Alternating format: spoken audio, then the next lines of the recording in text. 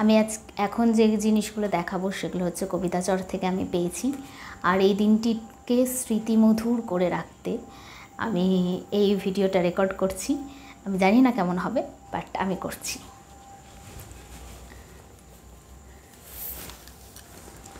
প্রথম একটা ফ্লাওয়ার বুকে পেয়েছি,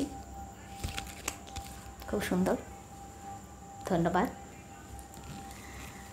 এবং তারপরে যে জিনিসটা পেয়েছি সেটা হচ্ছে একটি স্মারক।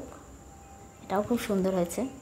এবং এই স্মারকটা দেখে আমি ভাবছিলাম আমার ঘরে এরকম কোনো স্মারক নেই, তো ফাইনালি আমি পেয়েও গেছি।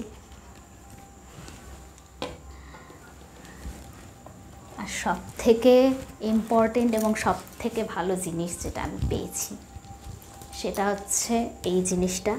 আমি জানি না আসছে কেন, চলে এসছে। এই জিনিসটা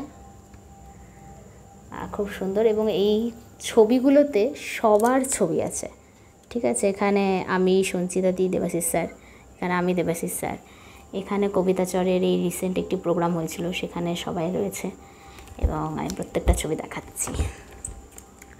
আচ্ছা, এইখানে এইটা হচ্ছে বইমেলার একটি অনুষ্ঠান।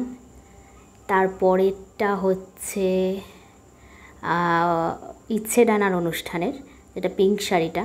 তারপরে ইয়েলো শাড়িটা বসন্ত উৎসবের। কোন সালের এটা? এটা 2022 সালের সম্ভবত।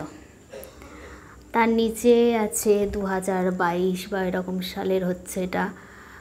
এটাও বইমেলার অনুষ্ঠান। এইটা আমি একক করেছিলাম লাস্টবার মালদা উৎসবে, যেটা হাত নাড়িয়ে কিছু একটা বলছি।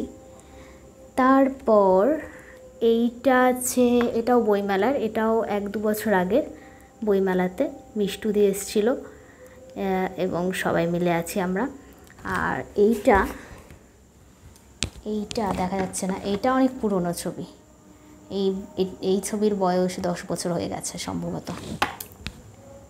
আচ্ছা, এই ছবিটা নতুন ছবি, সবাই লাল লাল শাড়ি পরে এসেছিল।